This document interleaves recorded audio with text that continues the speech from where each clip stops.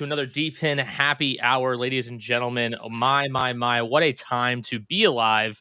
It is a pretty wild, tumultuous time in the markets as of late. Bitcoin down, what's the price of Bitcoin right now, guys? Like probably like 70, 65, maybe it's $0. I hope not.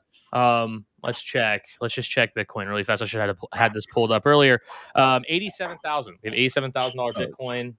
Not too bad. You know, a little downturn there. S&P fell, of course, today too. Deep In still kicking strong though. Lots of TGEs announced. Lots of TGEs happening. But I would love to throw it around. You know, get a vibe check on the space here on the stream here. How's it going, guys? I'm going to bring Skrelly back in. Skrelly, we lost you there for a second. But yeah, how we feeling? How we feeling? I feel personally pretty good. I mean, I'm really excited because I actually never post on my Instagram. Well, that's not true. On my Instagram, I only ever post crypto stuff when it's really, really bad. So I'm excited because tonight I now have a reason to talk about how Bitcoin is having a fire sale. And if you thought that you missed it when it went to 125K, well, guess what? I got a $40,000 discount with your name on it. So I love it. I love it when markets are in the red. My portfolio does not feel great. My Fidelity account also does not feel great, but but it's still a reason to to dig deeper into your convictions. And if you are really feeling the effects, it's probably a good time to reconsider where your convictions are. So personally, I'm having a ball. I mean, still working, still got my head down, doing what's important, but generally unaffected in terms of mood or anything of the sort. Your retirement account manager like calls you and he's like, "Hey, don't worry about everything. I don't have one of those. Your portfolio." The strategy I told you guys about last week is what I do in crypto. I do the exact same thing in my 401k. Like I buy it once and then I forget about it. As long as you're not in like an institutional fund, that's all that matters. Like those shitty target date retirement funds, I hate those things. I don't know why people get involved in those things. They're awful. They're terrible. Their returns suck. Their fees are high. And yeah, you don't need to be involved in those. But yeah, no, it's great to hear, Quiz. I would say 90% of my net worth is in some way tied to crypto. So I feel the highs and lows quite a lot, but like I am full on like in this space, very much money where my mouth is kind of thing, and unapologetic about it. Hell yeah. Good way to be. You're young, you can do it. I'm right. What about you guys? How are we feeling? I mean, curious to get your guys' thoughts. This is the vibe. Everyone's dead. This is the vibe. Everyone's like, yeah, dude, it's all right. What do you think, Skrelly? Well, I know that I had about $80,000 worth of Deep In hardware a few months ago. Now I probably have about $30,000 worth of Deep In hardware. Haven't sold anything really. I know that it's been rough riding MicroStrategy or strategy down. I was lucky, to get in on it very early because I couldn't buy Bitcoin out of IRA.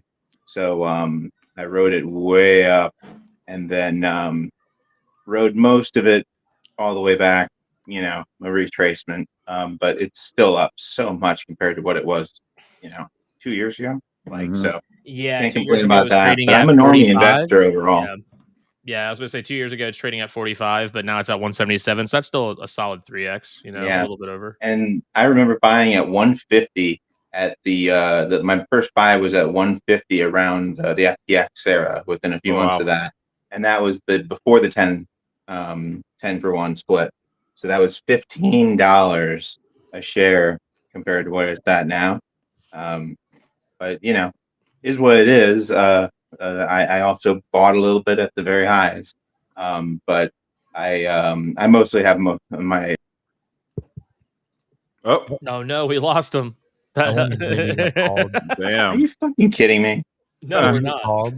Oh man. Okay, so here behind the scenes, I was trying to do this off my laptop like a normal person who understands technology, and then it booted me. And it was because I had a Wi-Fi hotspot in my truck that it was trying to connect to, I think. So I have so many Wi-Fi hotspots that I get very cheap service on to do deployments with. Little trade secret there.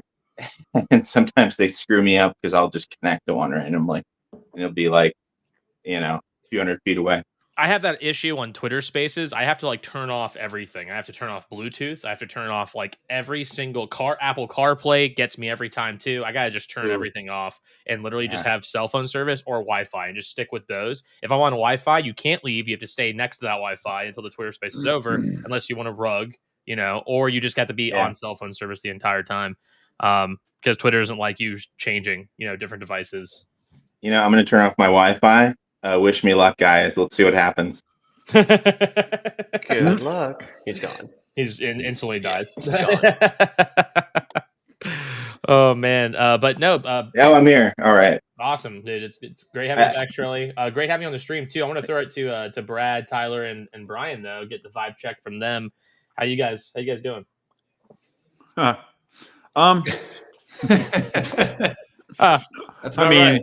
I mean, really, I think right now I've been like more busy than ever with spaces. I don't know if y'all saw that on like the finance trending. Deep End was trending.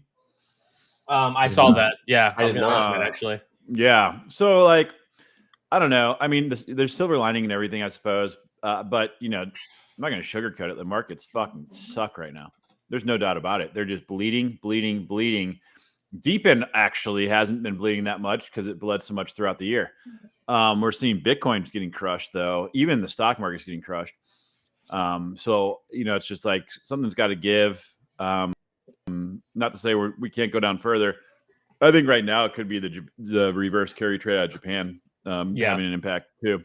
But it is what it is, man. There's always something. We had that flush out on October 10th. I don't know if you saw. Now a lot of people are like saying what we've been saying. Like, yeah, I think a lot more broke than people realized. So look, I think when we had the big fallout in 2022, it took like 8 weeks for liquidity to kind of like normalize. We're about 6 weeks out from October 10th. So I don't know, man. Deep End's grinding, building. There's a lot of smart people working in this space. So I like to see that more and more now. They're going to tokenomics where they're doing open market buys and they're being transparent. It's something we've needed for a long time. I hope every project starts to move that way. And overall, I'm very optimistic, and I'm looking at my bags and I'm like, shit, man, I've been accumulating at these prices on my conviction plays. I did that back in 2022 and 2023 and made a killing doing so. So I think it'll play out again. It's just like the patience and the grind every day does wear some days more than others. I moved my truck, by the way. I saw somebody pacing like they were worried. I parked them in, and they were too much of a pussy to come out and ask me to. Yeah. We just watch them fight someone on the stream. That'd be awesome. Don't take my parking spot. I got that on my lease. It has my name on it. I'm a Deep End deployer, damn it. You don't know what I've been through. He's like fighting them. As I fall off the roof onto his Jeep that's parked in my spot. I've been up on that roof way too many times. The thing that's a little bit concerning is just what are going to be the future catalysts for starting to push the reversal. I mean, obviously, we've got QT ending. Quantitative easing will become the norm, which should pump asset prices. But what's the timeline look like for that to start materializing? New Fed chair in March. Okay. QE starts December 1st, 4 months. Is that going to be what it takes? Well, just because QT is ending doesn't mean mass QE is beginning. That's the whole thing, right? It's like you have to have a level of QE happening to where it's like a meaningful meaningful change in a short amount of time. Granted, having QT end is significant, but it just takes time for those effects to really hit the market. That's why I said, when will it go into play? Because it's going to be a timely endeavor, I think. Yeah, I mean, it's going to be very, very tough next year. Like, unless the Fed moves quicker than expected, which I don't think they will, it's going to be very, very tough. Yeah, there's a lot of stables on the sidelines right now too, which is kind of interesting. This wouldn't be the timing. I would think a lot of stables would be on the sideline. The last few months, maybe today, but like the last few months, that would be unusual. Hitting new all-time highs for Bitcoin and whatnot not long ago. So. Yeah, I agree. A lot of stables on the sidelines, a lot of money in money markets. I think next summer we could probably go to Valhalla because, like, think about going into the midterms. Like, they're going to want to juice the markets like crazy. In May, I think it's May that Powell's up, but they're going to put a new Fed chair in there that's obviously going to cut, like Tyler is saying. Like, so yeah, I agree, Tyler. Like, QT ends, but then when does the liquidity actually start flowing back in? I mean, that's the question. Right. We saw like the general account, the Treasury general account started that had been building up with the government shutdown. We saw like 36 billion come out into markets yesterday, I think it was.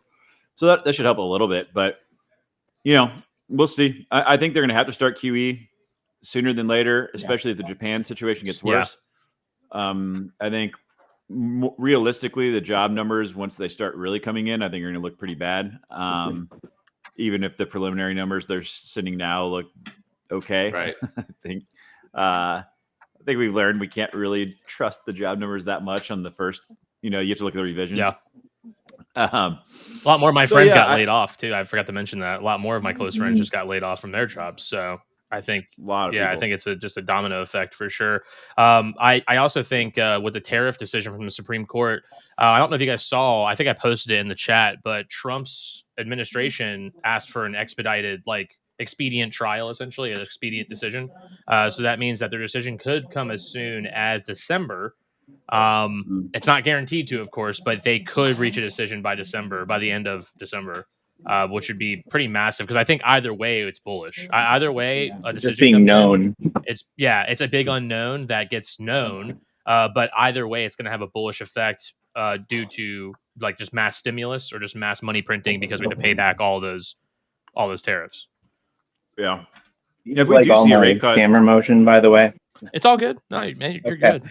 Yeah, I got a great background now, so I just have to really hold good. my arm up. It sucks. But anyway, I mean, if we do see a rate cut, that actually would be very bullish for markets because now the markets aren't expecting it. Yep. So we've seen a big shift. So now the markets are baking in basically a 65-70% chance. I think I haven't checked. I'll check call sheet real fast. They'll have all the beats.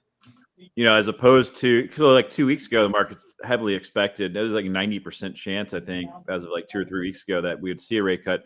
Now we're seeing the opposite. So that's been a lot of the sell off too, which is kind of funny because really a quarter point cut doesn't have that drastic of a difference. I mean, it does, but it's more perception, I think. I think QE is what we really, really need though for a full on alt season. We need to see the money printers really turn on. Yeah, ultimately it's about inflation. It's about diluting the value of USD, and all of its trading partners go up by definition. It's as simple as that. And people don't frame it as a USD valuation issue. They frame it as an everything else valuation issue. Here. Exactly what it is. I have the chart pulled up. Let me get it shared of the Fed decision chances and odds. According to call sheet, that green line is the Fed maintains rates. So that just shot up a ton in the past couple of days, yesterday, in fact. And the blue line is that they cut 25 basis points. And that went down to about, what is that, 33%? A third and 2/3. Yeah. That's what it was yesterday. Yeah. Yep. So, I don't know, man. We'll see. Market structure bill should pass. Should get more spot ETFs, but I think the markets need liquidity. And we had the flush out October 10th. The government shutdown pulled liquidity out of markets, and then you had the 4-year market cycle happen to align up with all that too. So you just have everything, the worst possible situation, all at once. So it's been brutal after an already brutal year for if you're holding small caps. Yeah. So. Shit, man, it's been a tough year for real. VTI, total stock market index, just fine. Investing boring for your Walmart greeter avoidance retirement strategy. Can't beat it. Invest in what all the rich people do, which is the entire stock market and real estate. And government policy will always trend in your direction. They don't want to they're funding your interests then. I mean, VTI looks just identical to the S&P though. Yeah, it is. Yeah, I mean, it fell quite a bit today, but yeah, like you said, you're pretty spot on. It's just so broad, and it's at this point, anything that's an index that has large caps is going to basically be a proxy for NVIDIA, Microsoft, and so on. So they're just so overwhelmingly huge compared to everything else. Yeah, NVIDIA just gave back all those gains they had pre-market too, from their earnings. It just shot straight down today. That was brutal, dude. So we're down like $1 trillion because they went down, double-digit percent. Like, can you imagine like talking in those terms just 5 years ago? Like, oh no, it's a $5 trillion company. It had a bad day. It lost $500 billion. We're going to be saying that. It's crazy. What do you guys think? The concept of a lot of people think we're like in an AI bubble. Do you think we're in an AI bubble? I don't personally, but I think that's where money's flowing to because it's the interesting story. I mean, my whole philosophy on investing and any crypto projects is you have to have a good story to have it catch on, and the revenue floweth afterwards. Hopefully, it sure does seem cool, but man, there's a lot of circular investment in this space right now. And there's a lot of the gains in the market relying entirely on it. Like the market would be not looking the same at all if it weren't for this little bright spot. So take our money from X, we give it to Y gives it to Z. It's like, hey, look at this, we just passed $1 trillion around, or $100 billion around, whatever the number. Well, the joke about economists, like pay $100 if you eat my shit. GDP just went. I shortened that. I actually hadn't heard that until I saw a clip on X where Elon Musk explained that on the Joe Rogan podcast. Like, now we both ate shit, and we're at the same point where we started from a financial standpoint. Yeah, I have an economics degree, so I've been hearing those jokes forever. That's funny. I was gonna say, to answer your question, Brian, do I think there's an AI bubble? I think there's a bubble for useless shit. I think a lot of people use AI for like vaporware. I think there's a lot of robotics companies, for example, posing like they're not actually shipping or doing anything interesting. They're just kind of like, to Skrelly's point, holding on to a story and using that to fuel their funding, right? Like perhaps to have connections. So there's those words in a 10K. Say it again. Seed those words, AI and LLM, in their 10K reports. Exactly. Watch the algos bump them up. Yeah. Yeah, exactly. So it's just there is liquidity. People are willing to spend money, but it's almost like they're being, there's a little song and dance happening where if you do the song and dance, then great, like here's a ton of money, and then it's not really being used to develop anything interesting or compelling, and that to me is a little bit of a bubble. But on the other side, there's also a lot of companies literally producing revenue. I mean, NVIDIA they're selling stuff, right? Like they are generating revenue. So there's I think you got to look at where people are spending money. That's inevitably the truth teller, versus where people are raising money. I would add too, Quez, that a bubble kind of implies that there is a burst coming. Like a bubble implies like, oh, there's a massive drop that's going to happen. Whereas I don't think that's necessarily going to happen. I do think a reevaluation is occurring. I think like a slight correction / reevaluations of like stock prices and crypto prices and whatnot clearly is happening right now, but I don't think it's a bubble necessarily. I don't think it's like the .com bubble where you had like websites just fucking disappear. Like, what happens when there's data centers they build out that are sitting there and they can't turn them on because they don't have fucking power? Exactly. Because that's coming very soon. I mean, that the grid does not have enough power to handle the expansion they have planned. I mean, they're looking at nuclear. It's going to be nat gas. That's inevitable. You can build what's crazy is the same jet engine, basic design turbine that is powering a 737, 787, whatever, is basically just strapped down in a genset, and it is powering, for example, UCF. If you go about 12 miles that way, they have their own jet engine fueled by natural gas because it's cheaper to just have their own genset and fuel their own or supply their own electricity needs for their campus. than it is to pay the ridiculously low wholesale rate that the local utility charges. So you'll see more of that. Those are all around the country right now as we speak, because the imbalance of natural gas pricing and dislocation of where it's valued the highest, and then how cheap and easy and quick it is, and very streamlined permitting, just to throw some megawatts up in a very, very simple structure and literally have a jet engine running. That's your electricity. It's really cheap.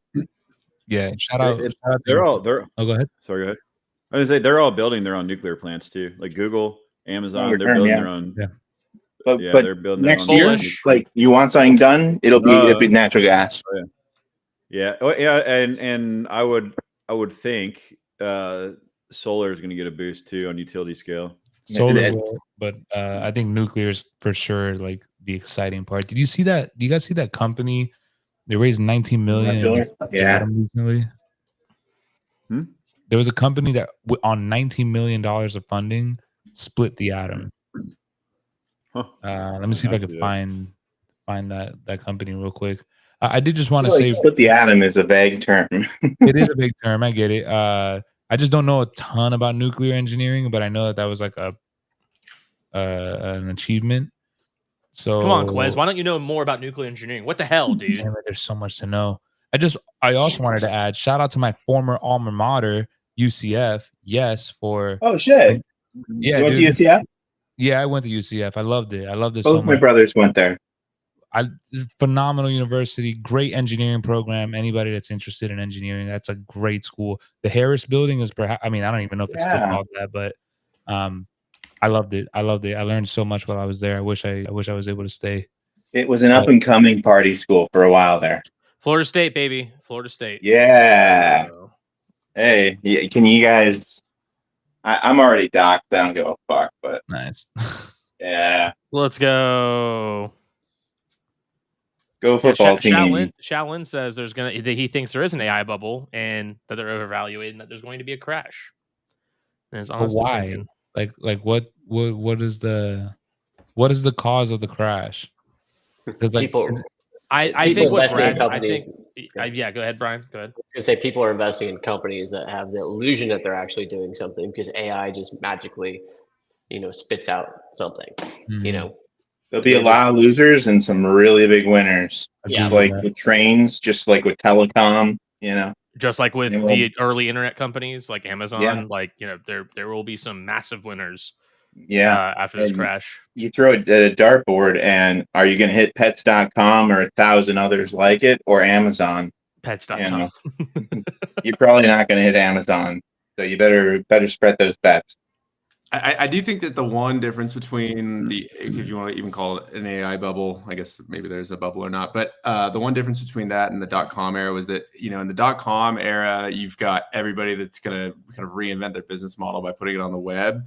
And I think we've gone through the trough of disillusionment where like you realize that just a wrapper, like a ChatGPT wrapper, isn't going to completely, disrupt a market per se. So you've got a few projects or companies that are kind of leading the actual LLM advancements. And so it's more about like how they're going to be able to generate the value sufficiently enough to justify all this money. Whereas in the .com era was okay. Well, if everything's going on the internet, where's the long-term value accrual going to come from? And so, I think in the AI space, it's really more about how are they going to monetize to the point where all these valuations can be justified.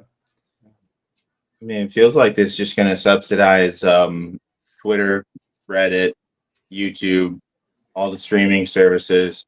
Like, it's going to make a lot of people's jobs more efficient, and it's going to filter down into the bottom line on some companies. There's going to be other companies that are totally decimated, that aren't ready for it, that are prime to have like their systems, overhauled. Hell, you go out there in the real world, and there's people who are like, local service companies that will, hold on, I have to pull over and get a pen, paper. Let me call somebody. I need to know how much that price is. Like, nothing online, no communications, no business strategy, no record keeping of any sort, like just ice age. And then you have companies that are a little larger that are doing things right as of today, that they could do things much more efficiently with a huge cost center coming way down by just running things through a custom LLM. And it's going to happen. Like it's going to disrupt things in ways that are more behind the scenes, I think, than we think, and make people more efficient. And the people who are not able to learn how to use these tools, comparatively are less efficient, and they will not be making as much money relative to everyone else. So it'll just make the better people that learn it much richer, have much more free time. The companies that have a moat around them probably have a lot of extra free time online to waste with the employees that are using the tools, but still making the same for the same output. Yeah. Until somebody takes them out, until somebody charges for that labor what it should be charged. Right. Shaolin's comment: OpenAI is being propped up on their bleeding cost center with overhead from all these data center spin-ups with net negative incomes coming in. I mean, they're taking the traditional kind of venture model to the max, which is you spend to grow, you sort of try to create, you try to dominate the market at all costs. But the reality is, like, at what point does the actual unit economics make sense for people to pay for, where they can sustain that without continuing to raise? And we're still in that phase of everything's exciting, and where is the economic output value equation going to land in terms of, can you charge people for this versus just giving it away for free? I think that there's definitely an argument to be made that there's a higher, that you can attribute a higher value to some of these services, and therefore justify some of what could be, but the execution risk along the way is certainly there. It feels like it's going to happen in a lot of small ways that we won't see on headlines or in major bankruptcies. It'll be companies that just get an edge, that know what they're doing when it comes to just tinkering with new things and making the sort of thing that just takes tons of hours of, frankly, mostly lower level, entry level people, take a whole lot less time. I mean, I write up summaries that are a couple pages long for things related to finance as part of my, not really a day job anymore. It's like just another job, and doing it through certain tools just sounds exactly like my tone, and you're just getting rid of like the waste of time, frankly. But you're starting to feel it out there when you're looking. Sorry, I'm trying to refill my vape and I'm having trouble doing this. Refill all our vapes, please. We need it. We need all the nicotine we can get right now, I feel like. Oh yes. But like they're going to just kind of trickle down into people using it to make their own job easier and more efficient. And like I don't see that really changing large scale until after the small scale sort of like I figured out how to, quad max my income by work from home. Like you remember that COVID thing where people would people had like 3 jobs. Yeah. Like what was it called? Does anyone remember? It was oh my god. Yeah, I think it was just job maxing. I'm not sure if there was another term for it. Yeah, just multiple incoming or whatever. That's not right, but yeah, it wasn't quiet quitting. Quiet quitting was like them just leaving. Like, okay. Well, staying at the job but not doing any work. Or it might have been quiet quitting. It might have just been quiet. Yeah, quitting. No. I think the multiple jobs thing was like you could use AI to like get through the interviews and stack as much income streams from multiple jobs by wiggle your mouse and have the wiggle your mouse. Like the mouse wiggler, like they have the steering wheel jiggler. The mouse jiggler, yeah, I remember the mouse jigglers. One of my coworkers had that. That was so funny. People are still using that. He was using the technology to make his job appear to take just as long, same output, easier to actually produce. It's going to be like that with AI. I think a lot of these AI tools just make it so that you can, essentially watch YouTube a lot more at work and still, get what you need to get done. That's been my whole life anyway. For the people that are overachievers and they want to just maximize everything, it's really a way to just streamline everything else that would take you longer, and so you can get more done in the day. But then there is the other faction, probably the majority of people that are like, hey, if I can do an 8-hour job in 2 hours, then I'm just going to masturbate the rest of the time. But, like Speak for yourself, that's like Billy. Speak for yourself. Like that's idiocracy sort of humor. It But, honestly is. I mean, that's probably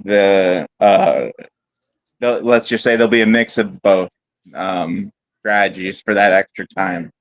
I'd like to think that there'd be people who are doing more automated entrepreneurial sorts of things.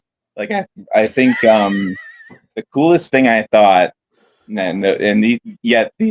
masturbatory and the entrepreneurial shall never meet. No Venn diagram there. But like they were using a chat tool to I think they were using OpenAI paid version to like message people on Facebook like that we're selling a piano or something like that. And it was like, hey, not in need of a piano, but I do help people get rid of pianos. If you'd like to, have us haul it away, we'll be in your area. Blah, blah, blah. And it was just making these messages. It was writing these messages customized to the tone of the person who posted the ad within a certain geographic area, sending the message and getting hot leads back of people saying, oh, we're still holding out hope that someone will buy our piano that like we can't give away to charity, but thank you. And then sending up a script so that in however X number of days they get a message again like, hey, we're like we said, we're here around you, so if tomorrow works $300, we can just get rid of this for you. And they were turning it into a full-time business for like 2 guys with a pickup truck and a dude who wrote the script on ChatGPT for $40 a month or whatever it costs. Yeah. Well, those kind of inefficiencies in terms of the market for either people not understanding how they can kind of automate all of that or choosing not to be able to figure out how to do all of that are certainly going to exist. I think that gap's going to certainly just ask it. Like, you don't need to know how to write this. Like, you don't know how to speak a computer's language as a normie would say. All you have to do is say, hey, ChatGPT, I want you to look up people selling a piano for $100 or less within 300 miles of zip code, whatever. And I want you to write this message, and then they just type out 3 sentences. And I mean, like it doesn't require much thought anymore. It requires the initial like spark of like, wonder if this will work. And then we get about 1 billion like spam from every single form of electronic communication that you can imagine. And we read slop online that's written by AI. And it's getting more and more obvious. More and more of it is written by AI, and the world becomes just that much better of a place. Yeah, it's a thing. We haven't even talked about Deepin yet, so we're gonna have to get back to it. Before we do, I want to ask on your comment of AI writing everything. Have you ever heard of the dead internet theory? Yeah. If you haven't heard of the dead internet theory, it's worth checking out. But basically, it's this notion that the majority of the web, like 95 or 98% of it is all AI written. Everything is created for bots and to go crawl. And so the actual traffic that's happening on the web or sort of any of the content is very, very little of it is actually generated by humans anymore. It's scary that like I moderated some Reddits back when I was not heterosexual, I'll say. And like, I don't like Reddit anymore. It's gone downhill. But like the product of me moderating a couple Reddits that were, small but significant topics for scrapage, and that Reddit sold their data off to whoever. Like, maybe my largest contribution to society is moderating some dumb Reddits about like a business related topic. And now having that be part of the hive mind. Isn't that crazy? It's absolutely crazy, man. What is We're that? all just becoming a cog in the machine for the robots, right? Yeah, we just need fodder, which is why 375 AI is giving us new content from everywhere continuously. Yeah, I was That's actually the edge. I That's was something just new. It's going to run out of all history written in any language soon, and it's going to need fresh data. And I think we're going to look back on today and think, why wasn't I trying to find fresh data from weird sources? Because if I only could have found a weird source of data and then fed it into this tool, like, that's the oil that runs, the engine. If this thing really does take off and become a theme of humanity for this generation. and what's super cool is there'll always be new data being produced, right? Because it's not like this. It's not like every day is the same exact rhythm. Yeah. I mean, perhaps like a few moves are the same, but there's something unique about every day. Have you guys seen this video? I'm sending it in our group chat because I'm, for whatever reason, unable to write in our private chat. But if you don't mind sharing this, Got you. I guess maybe I I'm could try share and my find screen some too. vape juice. I'll be right back. Enjoy the view of Orlando drunk people. Nice. Let's The best go. view. We also The got best view. Ken here. Perfect. What? Let's go. You guys What's didn't up? think you were gonna get by a Thursday without me. We were hoping. Ken. Which one do you want me to share? You want me to share the most recent one? The Wes? most recent one that I just sent. So this is, I don't even know his name, Jan LeCun, who is the chief AI scientist at Meta.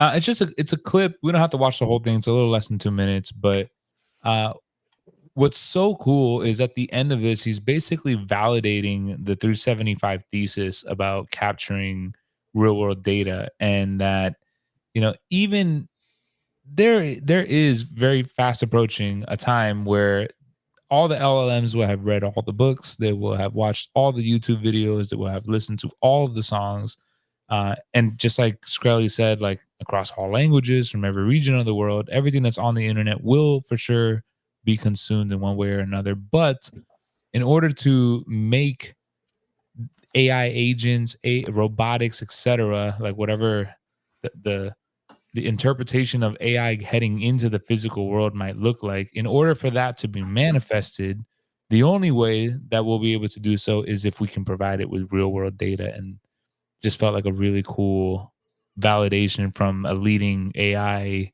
person, I guess, in the world, kind of saying like, yep, we need that. No one's doing that, and we need that. And I'm over here like, call me, join my community. Not only that, we're running out of everything that's ever been written down. Like, we're running out. There's projections that it could be between 2026 and 2035. I think that we just run out of stuff that's been, recorded somehow. It's crazy. Well, and Quez, I I know Harry talks I about don't this a buy lot, which is the whole 80% of the data that's happening in commerce is all offline data.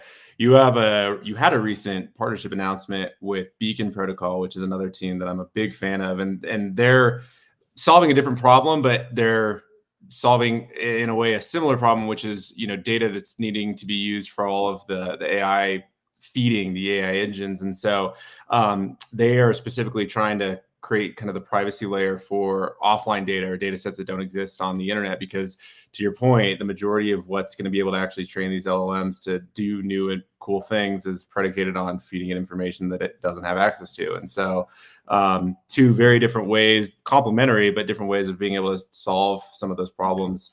I don't think you have to convince any of us here that there's going to be a big benefit in that. No, for sure. But I will absolutely take every opportunity I can to convince all of y'all out there that this is probably something worth looking at. Again, a little biased. I am working there as a community manager and all, but it just feels like one of the more exciting places to be looking at, right? Like high risk, high return. What do you say? High risk, high return. Like, this could be it's such a big idea if it works in the theory that I tried to explain, that like it's inconceivably valuable. And whenever there's something that's inconceivably valuable and there's a 1% chance that it's right, I mean, you want to place a little bet on a lot of different things in that space and follow it closely if you have the time to. Well, I cannot be the one to recommend making those bets or not, but I got a cast of gentlemen here that could maybe make that claim for me. So, well, I eat and I don't get paid. So this is not financial advice, but it's worth at least considering and taking a look at, because it's worth considering. and yo, let me tell you, like, again, for all the folks out there that haven't heard about 375, like, and maybe you're starting to now and you have some skepticism, like, highly, like, our community is all about inviting people who either like are doubtful or they, they have their concerns or whatever. Like, invite you guys to come into the community, into the Discord, ask your questions. Everything's welcomed. There's no such thing as a stupid question. So anything that I could do to help paint the picture, also very happy to do that. Maybe this is a wrong explanation or sort of interpretation of it, but I consider 375 as a novel data company that uses AI to be significantly better, and not a AI company, which is personally a key differentiator that I think makes the project significantly more interesting. Bingo. I agree with that take. An AI company, yes. A data company, mainly, for sure. Upstream, to use an oil analogy. Yeah, exactly. But it leverages the kind of the deepen model to ensure that you're able to actually scale to collect this new data. And then you're able to optimize your business processes around leveraging what is on your edge devices, everything else. And so it creates, could you call it the Holy Trinity? Maybe. One might say that. I'll say it. It's the Holy Trinity. Not financial advice, but financial advice. If your banks go down, blame Will. He said it was financial advice. It is. Nice. Oh no, I always say it's financial advice. I don't know about religious advice. I did pass the SIE exam. I never got the other exam passed. So technically, I didn't get my license, but I got halfway there. So nice. Yeah. I'm federally licensed by U.S. Treasury, so go ahead and sue me. I don't care. I would love to defend against the lawsuit. It's a dream of mine. I love to beat somebody Shaolin's in court. comment here. No stupid questions, just stupid people. That's a very true statement. Very true statement. What I was going to say is I love how, everybody says not financial advice, but has there actually been case law or previous litigation to show that saying that actually precludes you from getting, it's so stupid. That's why I always make fun of that. It's just a meme now. Pretty sure. Well, but you hear boomers say it in everything. That's like, they think that it's like, I'm a free man of the land and passing over naval treaty, the 1787 convention. And it's like, that's what it sounds like to me when somebody says this is not financial advice. However, hey, there's still a Surgeon General warning on every nicotine anything. So, oh my God, go to California and everything's a cancer warning. What is it, the 57 or the? Yeah. Go to Europe, you see dead people on the pack. In Singapore, the packs of cigarettes have dead people on them. Yeah, if you go to Singapore, you buy a pack of cigarettes. It's got a person who's just disfigured and everything right on the cover, slapped right there. Yeah, it's insane. Back in 2002, I went to Brazil after I graduated high school because I had a friend that was a student exchange from there, and that was the first time I saw cigarette packs with the crazy images on them, and I still have one as a souvenir somewhere, a pack of Marlboro Reds that I had no intent of ever smoking, and definitely won't 20 years later.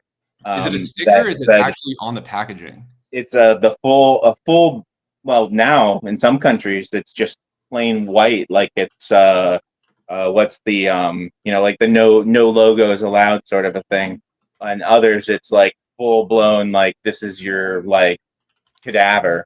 But on the pack that I thought that was funny at an 18-year-old level was there was a guy in bed and a woman crossing her arms I'm so upset, and it just said "Fumar causa sexual impotencia." Oh, impotencia sexual. It's That's the future. The future is shaming people who buy cigarettes. Right. All right. So our friend Joe, who likes to stir the pot, we always love having Joe. I love Joe. Joe's got good takes. He said, not a lot of deepin being discussed tonight, huh? That is right. Time to discuss some deepin. Well, we've been discussing 375 AI. So. Yeah, at least 375. Yeah, we're right? touching deepin. We're touching deepin. We're whiffing it. We're whiffing deepin. We're smelling it. We're near it. We're not like. We also don't have to justify ourselves to Joe because Joe is like the ultimate troll, like in a good way. Like he's world class. You know, the great thing about a troll is that, you know, I don't want to say more often than not, but a lot of the times they are right and they point out things that other people don't want to point out. And Joe has had many takes in which they are in that category, so I support that. But by the way, I looked at the disclaimer, by the way, about saying this is not financial advice, and it apparently doesn't really do much. Basically, it can protect you, but if what you're saying is essentially financial advice, you're pretty much screwed. Yeah. This is for entertainment purposes only. It's this like, is no, there you That's go. a much better disclaimer. Is like you should buy this. If like effectively you are communicating that in the video, like you're fucked anyway. So you might as well even say that. But you're not communicating that. You're just saying like this is what I would do. That's how I word it with clients because I mean that's the only advice I can give. That sounds more sound than saying this is not financial advice. Saying like, hey, this is what I would do. You don't have to do what I'm doing, but this is what I would do. Yeah. I wonder how many took my advice when I was promoting Bitcoin in 2013. I wish I knew you then. I wish I knew you then, Shkreli. Yeah. I don't want to derail the conversation. We are going to have to get to this tonight. I mentioned this last week, but please. The one time where I had made a, hey, this is something to look into comment to a quasi crypto friend was Zcash. And I got the text not too long ago where he said, wow, I should have listened. I was like, well, it is what it is. Yeah, it'll go down once those miners are released from the factory where they are mining currently. Okay, Shkreli, we're gonna have to sidebar this or table this for a later part in the evening's discussion. But at least they won't be subjected to the 51% attack that happened on Monero. Am I right? Oh, sick! Burn. Did someone steal more computers than another person on Monero? It's like a criminal botnet, but like that's the spirit of Monero. Well, as long as it's true to the spirit. Yeah. So there's been a fair amount happening in DeepN that we haven't talked about. Where do we want to start? Well, we had several TGEs happen last week. We had Beamable's TGE happen. Datagram's TGE happened 2 days ago. Wait, what?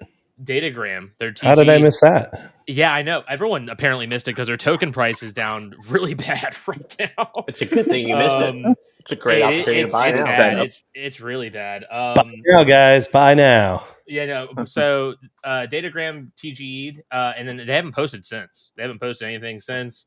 That was 2 days ago. They're active in the Discord. I did check the Discord. They are active in the Discord, so that's good. But they apparently they pushed back their claim, like their airdrop claim, I guess, or like maybe like people who have been participating in the community haven't been able to claim their tokens yet. So people are pissed. People in the community are very, very pissed. I've seen lots of FUD posts, rightfully so. But yeah, I could imagine. I could imagine why they'd be pissed. So that happened. How bad did their token go down? I mean, it launched at. Let me just make sure I'm getting this right. I want to make sure my facts are right. It launched at. Let's go without the upper candle. About a little over 1 penny. And it trended up to 2 pennies, so 2 cents, and now it's down to half a penny. And this is in the last. Looks like in the last 3 days, 2 days, yeah. 2 days, yeah, 2 days. Post dropped 50%.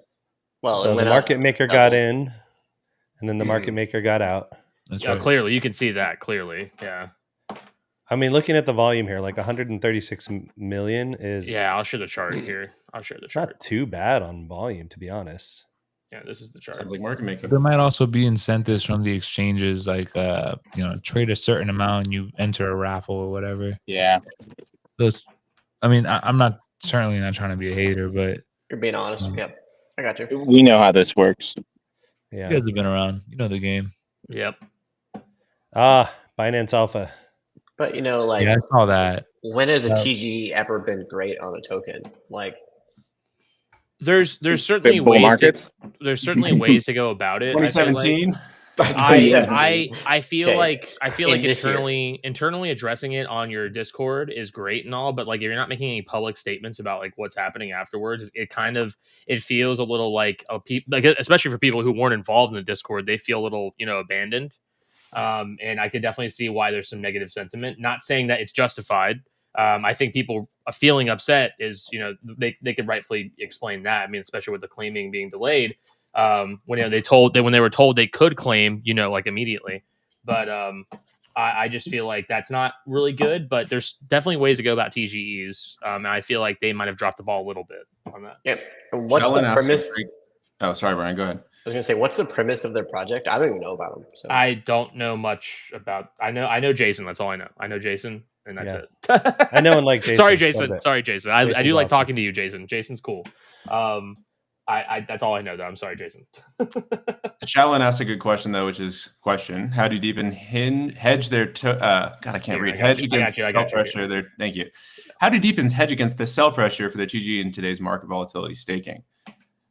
I think staking is a reasonable thing to do. I know Brad been having all kinds of conversations about this for weeks. So come on, Ken. Come on. You want to take this? Dang, how much alpha can I give away? I literally just got off the phone with Metaplex. Like literally, that's why I was late, because we were locking in all the final details. Because we want to get all this stuff launched quickly.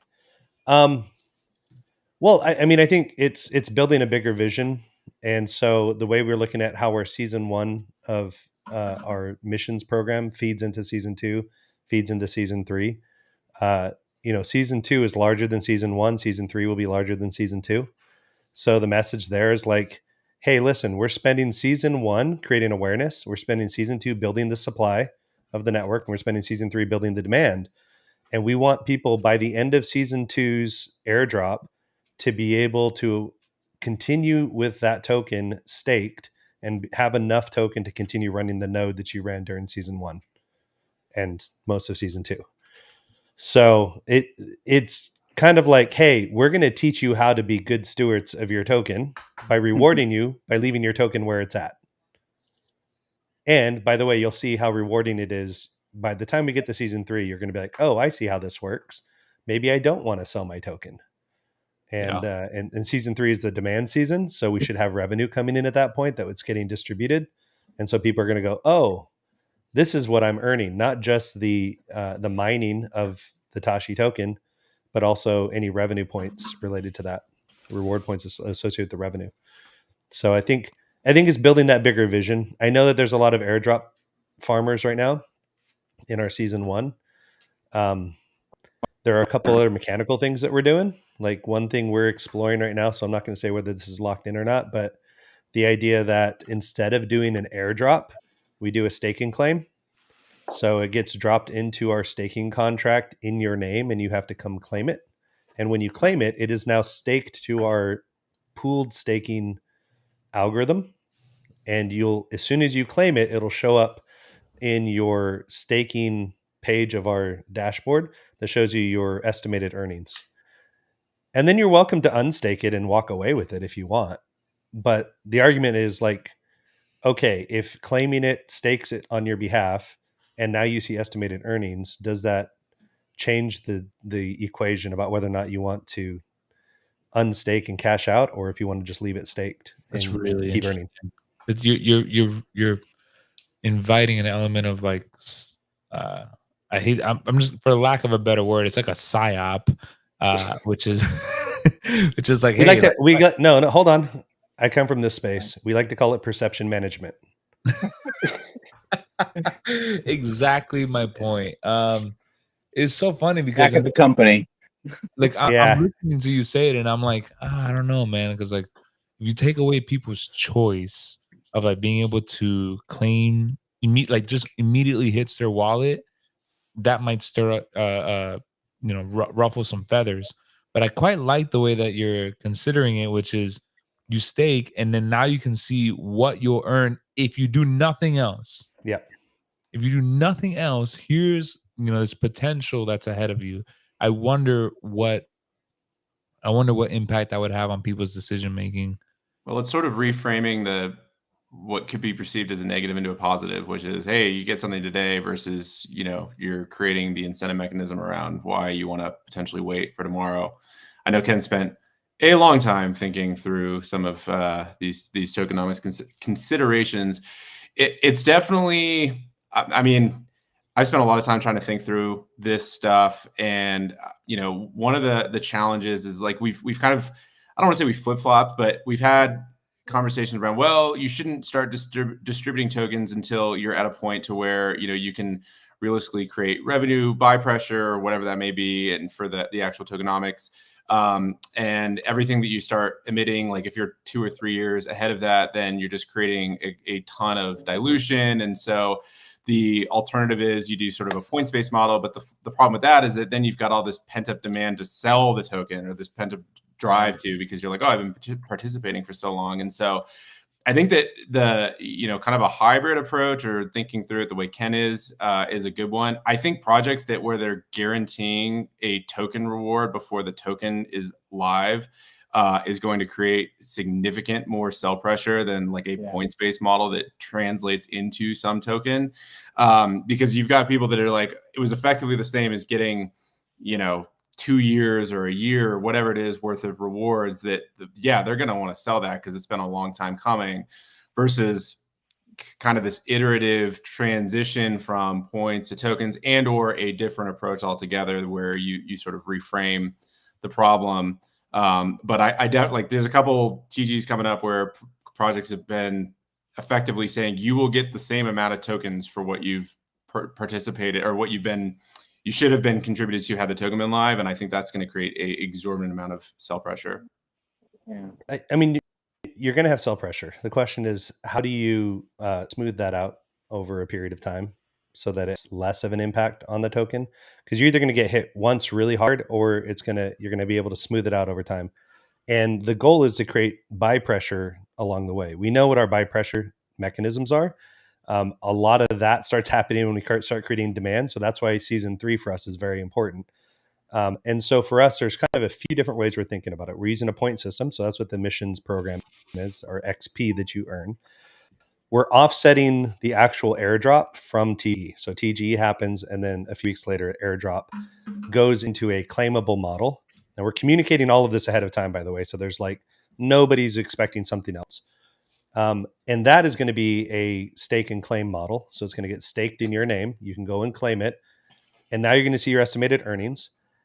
During that time in between TGE, because right now there's a lot of noise, and we also have to figure out how do we create the cadence of communication, right? We're focusing right now a lot on season 1 missions. People get the word out, go participate in the missions, get your XP. The launch pool's coming, TGE's coming. Once that's kind of gone through its communication cycle, so like a week later, our communications now are going to switch to, okay, guys, we're getting ready for this airdrop, the stake and claim. We're going to start preparing you for what it takes to actually get your token. But just to let you know, there's going to be an estimated earnings available for you to see as part of the claiming process. So if you guys want to just leave it staked, you guys are going to make more Tashi.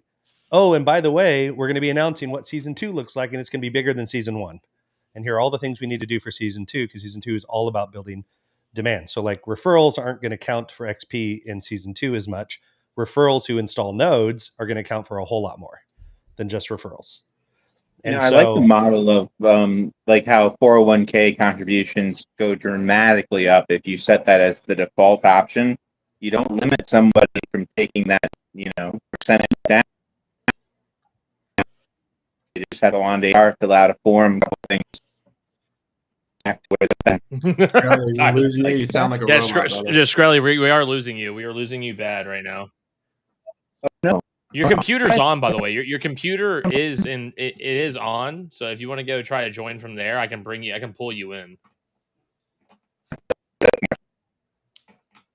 While we transition to Free Skrelly having good internet, there was a question from Trivia, whatever, Quez, any insights to the percentage of people with 375 that staked for 0, 6, 12 months? Yeah, I know I staked for 12 months. Well, You have our wallets, so you can confirm or deny. Oh wait, is that our mics feedbacking? No, I think we should be all right. Is that I had someone's to turn off microwave? my air conditioner. Oh, We should That be damn good. Florida heat. Yeah, so I will answer just off of the information that I have. First and foremost, I would say I don't know exactly what the total number of EAT token available for claim is. I will just say that the total amount of EAT claimed so far is as of 12:40 this morning is 15.8 million EAT tokens.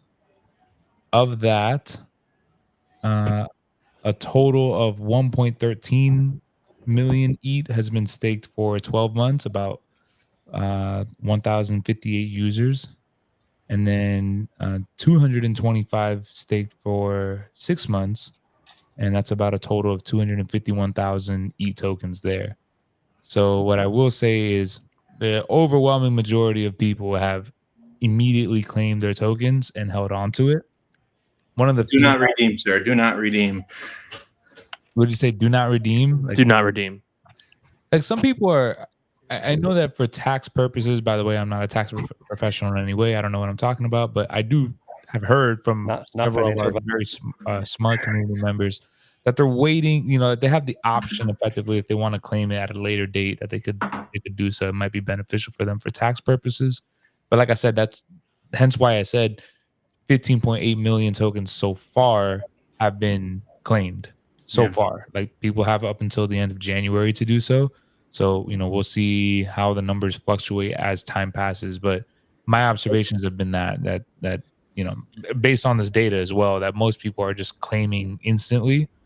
And it tells me there's a lot of farmers that like the do not redeem is an Indian, you know, joke. Yeah, no, for sure. I mean, less about regions, but like I know for a fact that there was. I mean, I can tell you as a community guy, I felt so slighted because I really thought that I did as good of a job as I could do in getting as many like long-term aligned people, you know, like with me, right? Like down to do this, like down to hold, like to kind of play this game out. I thought it would be way higher for 12 months. Trust me, man. You and me both. You and me both. But again, like these are the things that you learn across the way. A lot of folks will make a compelling case for why they are long-term aligned and then show you otherwise. Yeah. The good news is this is like a little bit of alpha I could share. We do have which I know maybe not everyone cares about, but we do have a Bruce NFT project coming out. And a lot of this is going to be for people that have proven on chain with their with actions that they are aligned for the long term. And currently, there's about 1,058 people plus the 225 or whatever that claim for 6 months and 12 months that will be getting allocations for free mints, completely airdrop, totally for free to their wallets for staking. So New PFP, let's go. yeah, and just Yeah. FYI, like this has been done. I will announce the artist. This is Andre O'Shea. If you guys haven't checked out his work, he's been featured on Adult Swim, on Vogue, on Netflix. Sick. I mean, he's an incredible, absolutely brilliant animator, and you know, featured on the Grammys. Like this is the guy who's working on this NFT project for us. So like, expect some of the highest quality. I have one request. Can I get my Bruce to have like a cigarette element? Like, can I have him smoking a cigarette or something? Right now, like, we don't have any smoking traits. Maybe like a samurai sword. Can I get like a katana? Is that Um, something I could have? Adderall, Xanax. Jesus, like anything that Shkreli's got it. exposes my Shkreli's got vitamins. my idea. There we go. Nicotine Go more pouch. You know. extreme. Yeah, a Zen. Let's get a Zen trait. A Zen trait. At least Zen, the thing, right? Like, Can Kins have a gi on for like Brazilian jiu-jitsu? Zen Super Saiyan trait. Can we get a Super Saiyan trait? that's real. See, that's quality right there. Get a Tashi logo on it too. Like, there you go. Yeah. I do think that this is good information. Like I keep saying this, I had an interesting call earlier today with the largest staking protocol on Solana. We're going to My work with boys. a data report I've talked about a few times on here, but this whole thing is one big case study for how to try to make the right decisions in the future. Everybody's trying things. So Ken, you heard what was it? 6%, 8%? These are just interesting data points. They are. Yeah. I mean, and again, right? It's Well, Go ahead, I Tim. think some of the behavioral science behind it is like, are people willing to make the longer term commitments? Because once you're in, right? Exactly. And so I think a lot of what we tried to do is, Tyler, you remember when we were first talking tokenomics, we were talking about doing some type of tax system to pull reward points out of our revenue. And we flipped that. We said, instead of doing a tax system, we're going to do a bonus system. Right. So in other words, instead of paying people 100% of the revenue allocated to node operators, we paid them a smaller percentage of that and then set aside a bunch for bonuses and said, hey, if you do these good behaviors that we want you to do, we're going to give you more Tashi. So instead of turning around and saying, hey, we're going to tax you if you guys don't do the things we want you to do. So it's like just switching the behavioral science on it. Yeah. I can tell that you've done your research on how to do these things. Like, you're framing it in the right way, even. Yeah, he's gotten some experience from perception management. Perception. I used to help write code for compensation plans for multi-level marketing companies. Oh boy. And it used to be it was my mission to build like a Gmail style app that taught people how to be good, to have good behavior in multi-level marketing, and the companies didn't want to use my app. Yeah. It wasn't even the distributors. The company was like, we're going to lose money if people actually start having good behaviors. God forbid. I was like, let's give people achievements for actually learning what the product is. Let's give people like recognition and bonuses for selling the product and not the opportunity. And they're like, that's all cute, but we would lose money. Yeah, dude, what do you think we're selling? Yeah. You don't think these pills actually cost that much to make, do you? Of course. Man, for 10 friends that have 10 boners. Yeah. That's right. No, so that was I'm familiar with a lot of I'm familiar with a lot of the behavioral science around economics and stuff like that, compensation plans. Yeah. Well, I mean, some of those there's things also get the fact that you've been thinking about this for quite a long time and have years benefit for being able to look at all these other companies that have tried different things, experimented. You can take from those lessons learned, and that's how this is going to continue scaling and growing, is because we have to be able to try stuff, fail, and learn from it to be able to build the next evolution of what's going to happen here. Like Amazon didn't start out as just thinking they were going to only sell books forever, and now they dominate online commerce. And so that's I think that holds true with all of these, where it's also quite difficult because they are very orthogonal realities that you have to be able to address. But it just, there you go. There's that word again. Every stream, chuckles, every stream, it's orthogonal. It's got to be used. So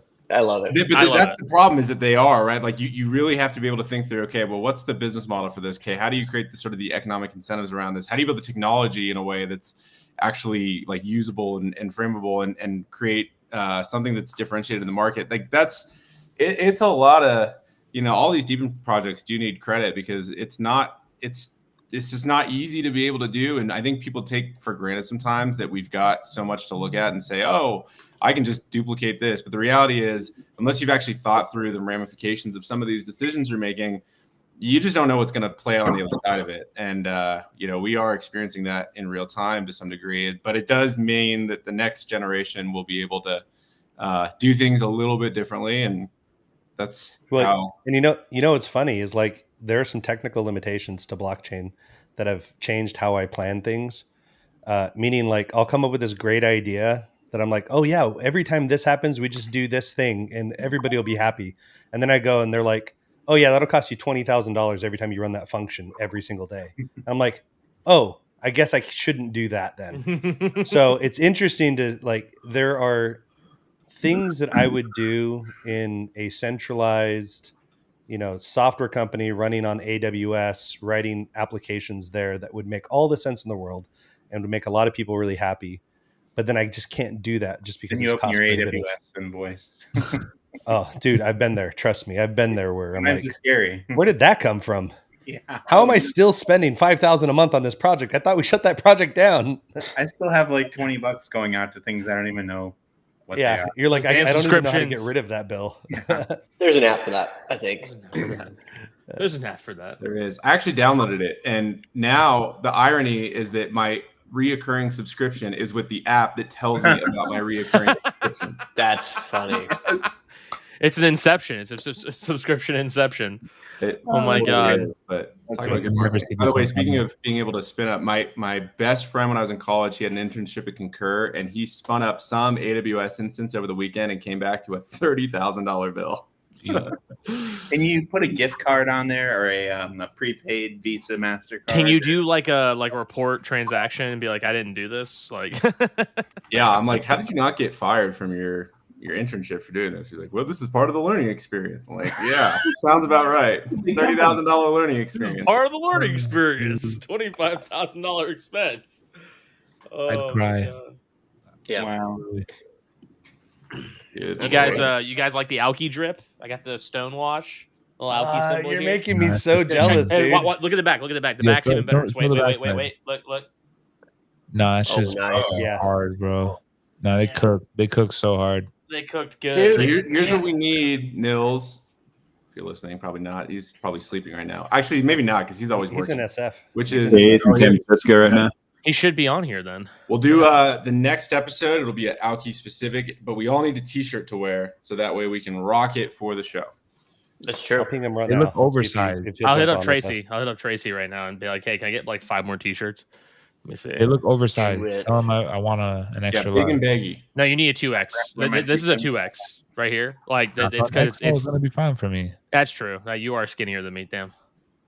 I hated I mean, I realizing wasn't calling you that. fat, but I still love you. Will. Hey, at least Quez wasn't like a giant like Tyler and Brad are. I like the first thing I said to Quez when he walked up, and I was like, "Oh, thank God!" I was like, oh, "Thank God you're not as tall as Brad and Tyler." Oh man, I'm sorry. I'm just like the Munchkin. I'm like the Munchkin in the group. Like Quez is a giant, Brian's a giant over here. Yeah, it'd be funny as hell. I'm a giant with width. You know, I have the broad shoulder. We are wide. We're very wide people. We I'm rule not the wide. space. I'm skinny. Everything's Tyler and I better. are pretty lean, no? No, you Yeah. both are very lean, but like Tyler towers. He towers Oh, over yeah. everyone. And Brad's presence is just like he's right there. No Wait. one else like pays attention to you. Everyone's like, oh look, Brad's in the room, and it's like, oh, who's William? Fuck him. Is Tyler tall, or does his hair just give him that illusion? And that's a possibility. How That's a tall are you, possibility. Tyler? 6'3". Yeah, he's tall. Okay. Yeah. Well, yeah, you're 6'4", right, Brad? Yeah, Brad's 6'5". No, Brad's got me. 6'5". Yeah. He's 6'5". Never mind. Sorry, 6'5". How can I forget? Brad's How the can I wrong forget? view, bro. No, I haven't got to meet Brad in person yet. One of these days it'll happen, but Hey, the next Deep and Happy Hour Denver. house. East Denver, man. East Denver. We gotta do the next DHH house for sure. it's gonna be a thing. I might have a surprise for you guys.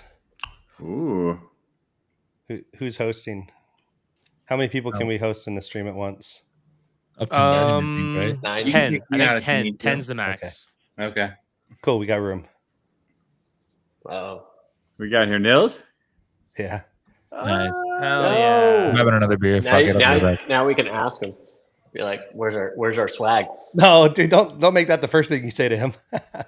Yeah, like the robots have all the swag. The robots have robots. every single piece of swag. He's at a robotics meetup right now, so it's going to be loud in the background. Cool. But I told him, I was like, hop on. That's the best place for you to be jumping on from. Yeah. I think he just joined. Yeah, let me see if I can pull him There in. you go. Yeah, there he is. Look at There you that. Nils! Hey, guys. What's Yeah. up? Hey guys, hey, What's up, can you Nils? can you guys see me actually? Yeah. Yes. We can. Oh, Not anymore. no, Not anymore.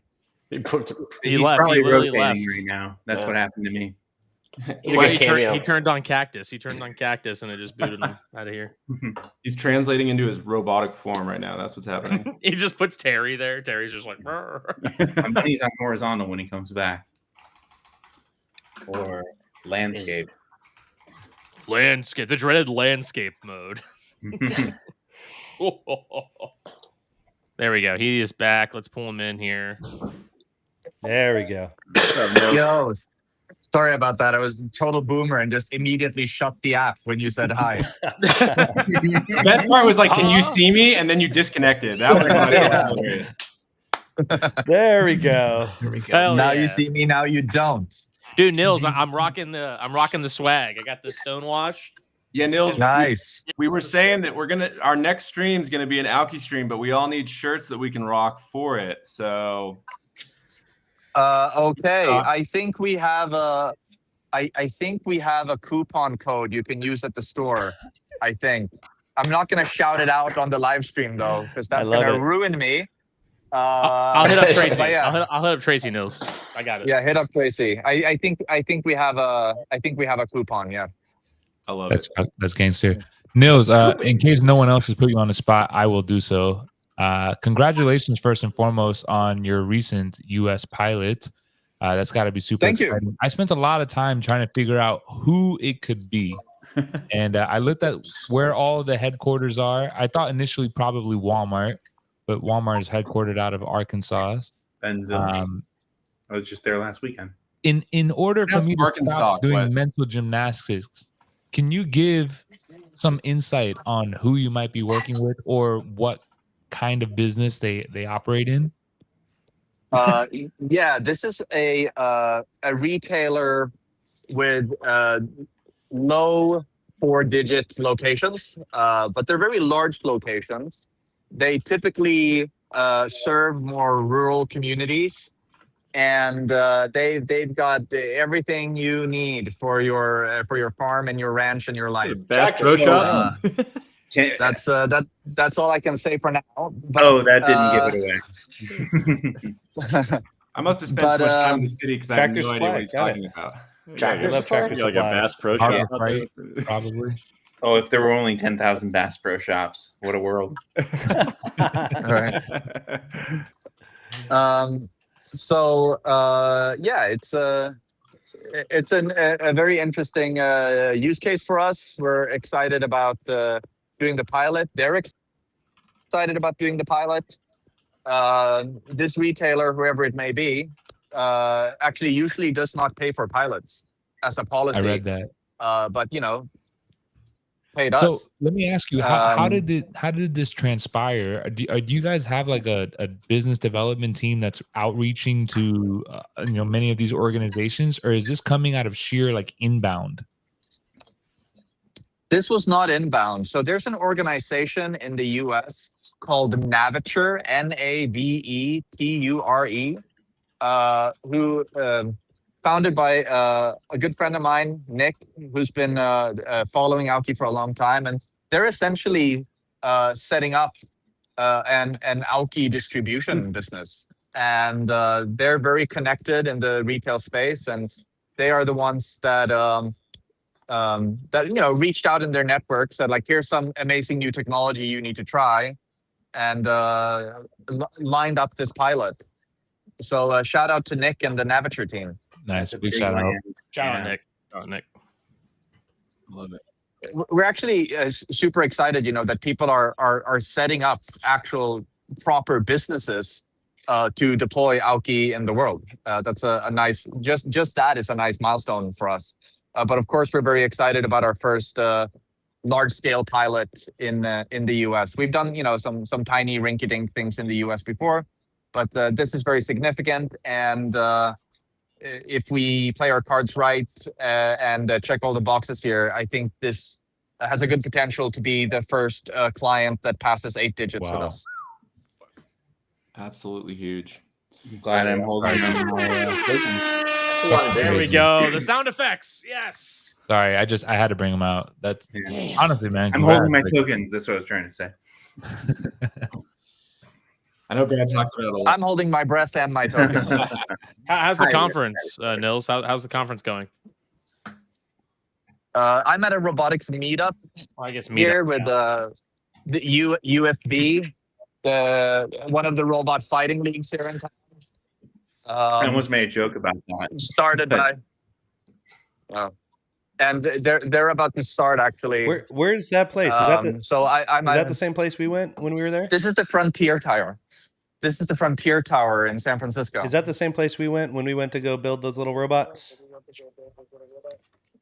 Yes. Okay. Yes. I recognized the wallpaper back there, so I was like, that looks very familiar. Hey, good memory. Good memory. Yeah, so those guys started a robot fighting league since we were last here, Ken, and they're hosting a monthly robotics meetup. Some of the people here saw their first robot today. It's really cool seeing people have. They're like, "Oh my god, it's real!" Hell yeah! It's like watching the That's Autobots, sweet. you know, from Transformers for the first time. Like, oh my god! Nils, Sounds like we need to sponsor a robot in a jujitsu gi that has the Tashi logo on it.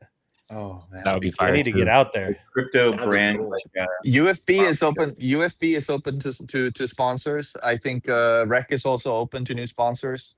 So if you wanna put your logo on some robots that throw This could be our punches, NASCAR. you know, you've got. Yeah. Nils, let me ask you. I'm a fiend in your Discord, and I saw that you made a comment about I hate it, but it's also clear that I need to spend as much time here, referring to San Francisco, and in Hong Kong as possible. It's hard to know how to optimize, but I'm curious about that first part. Like, why is it clear that you need to spend time in San Francisco? It's just a lot easier to get in touch with VCs here for scaling up the next part of we want to do. You know, like one of Aoki's weaknesses is that we're in Hong Kong, most of us, right? And that's far away from the American capital. And the American capital market is the most sophisticated capital market by far. But also because I've learned that we are, definitely filling a very important role in the robotics ecosystem. I've been plugging into the robotics ecosystem here, and yeah, man, I'm just so pumped. I was actually just telling the team, I haven't been this confident in Aoki's future in a pretty long time, because it's pretty fucking phenomenal to meet up with teams that that you admire and that intimidate you in many ways, and show them what you're working on, and they go like, holy shit. I'm glad, right? Because it's easy as a founder to get imposter syndrome, especially when you're sitting in the office all day out in Hong Kong, far away from all the buzz over here. And yeah, I mean, this has been a phenomenal trip. Started some early conversations about some, very early exploratory conversations about some potential mergers, even with some of the labs over here that see that we have a very, very good go-to-market strategy for, what are the robots actually supposed to do? How do we get them out to the customer? Like, there's a lot of frontier, like foundation model companies here that don't know, like, how do we actually make money? Like, that's the honest truth, right? Like, we're very early, and people are telling me that Aoki has the most solid answer of anyone of how do we actually go make money soon. Yeah, like I really think that we have line of sight to deploying on the order of 500 semi-humanoid robots to do actual paid work at a profit by the end of 2026.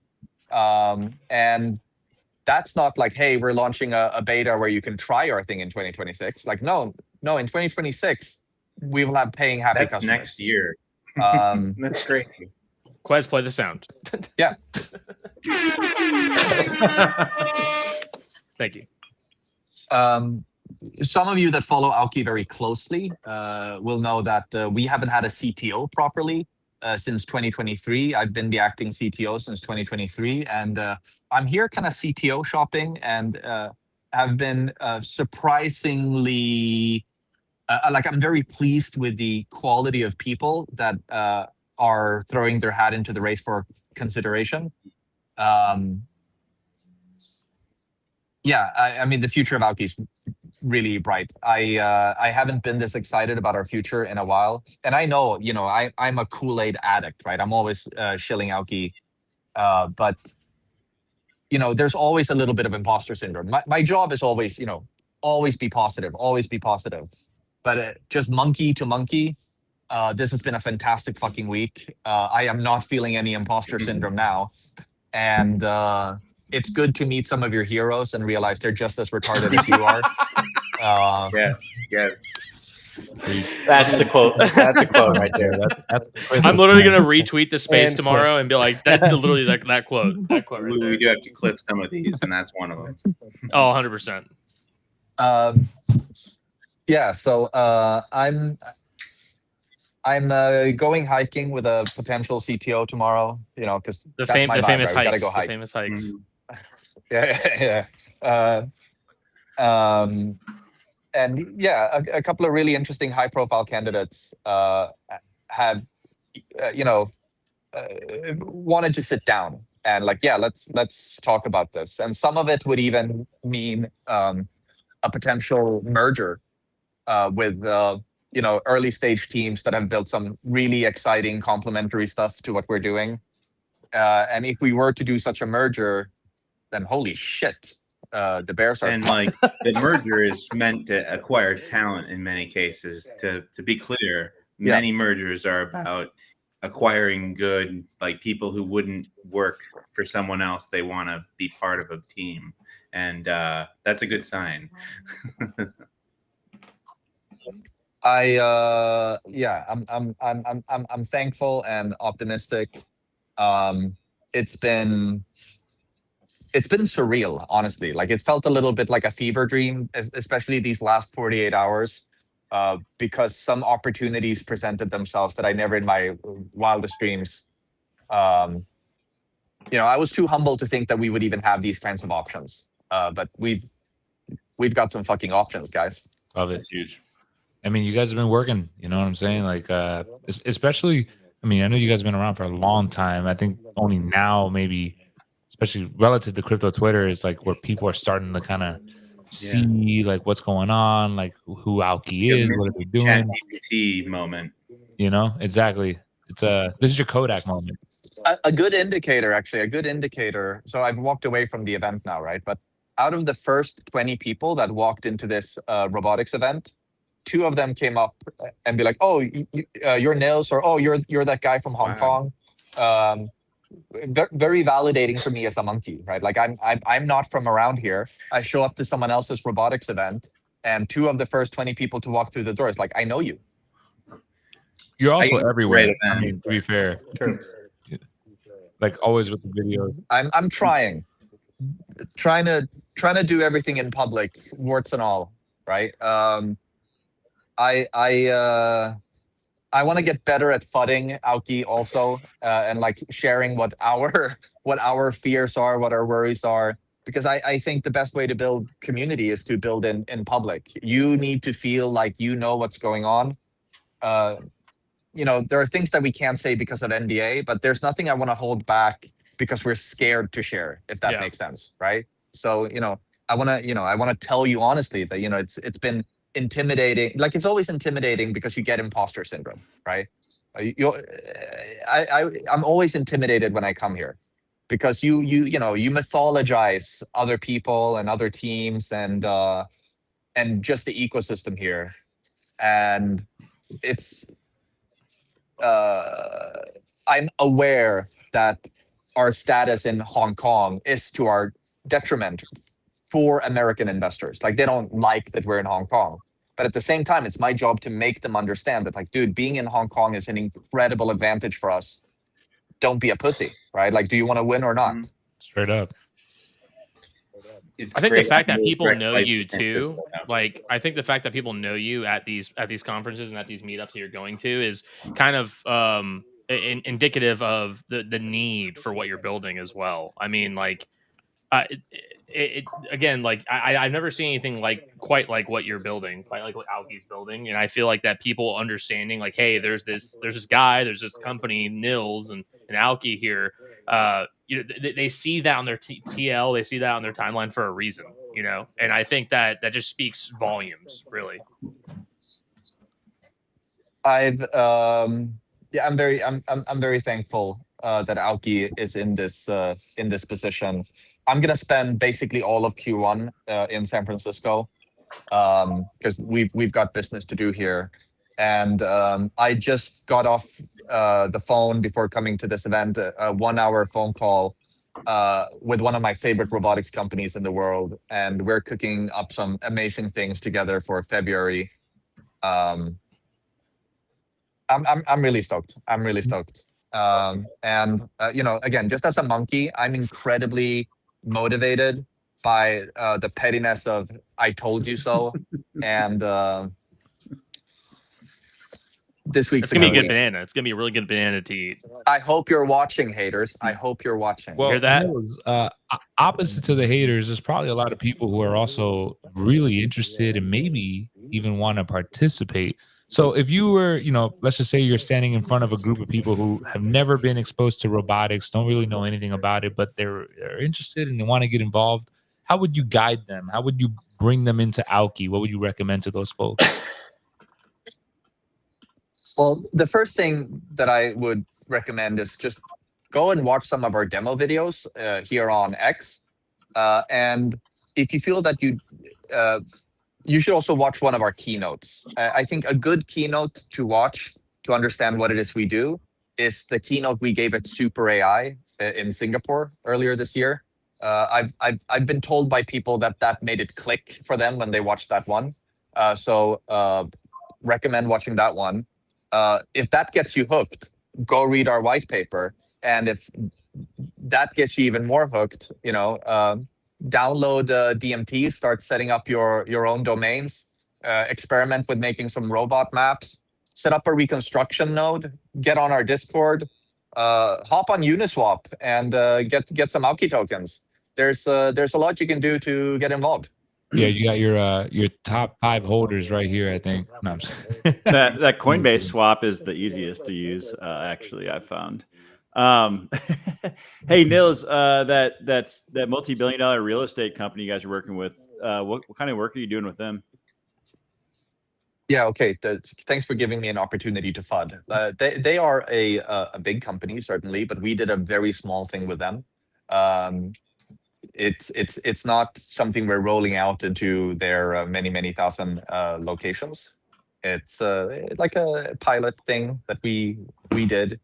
I'm not sure I can share exactly what it was we did with them, but clearly I'm allowed to put the logo on the website, right?